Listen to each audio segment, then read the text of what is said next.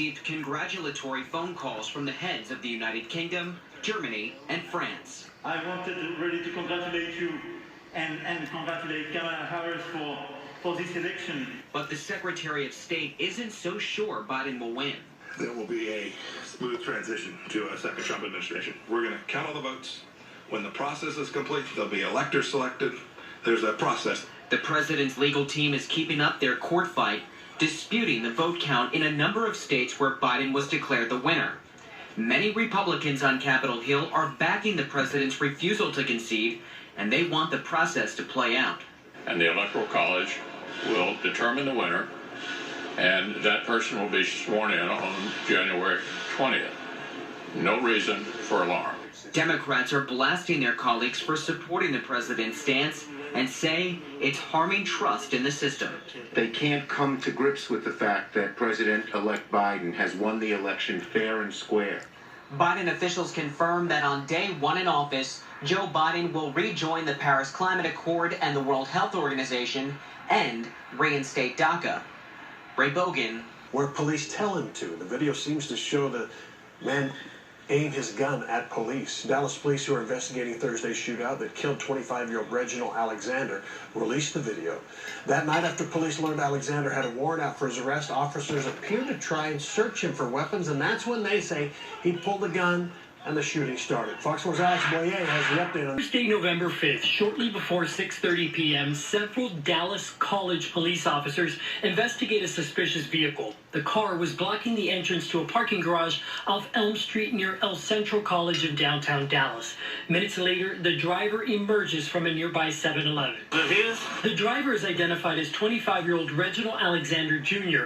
He gets into the driver's seat as officers try to question him.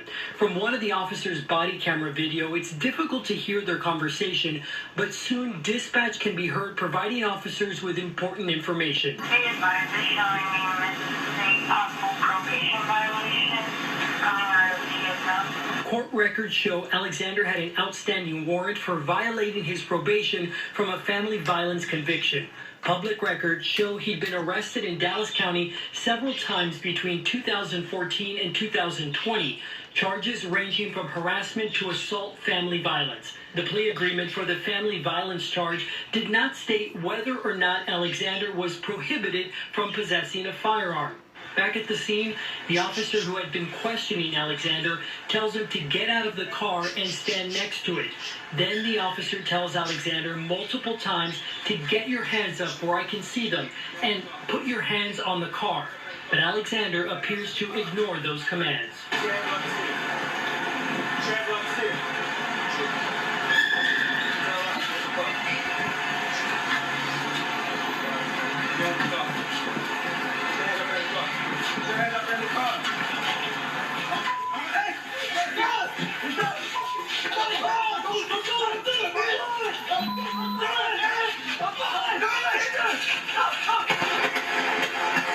We should note that the freeze frame of Alexander turning towards the officers was done by Dallas police. They put that on the body camera video before releasing it. The DP the gun.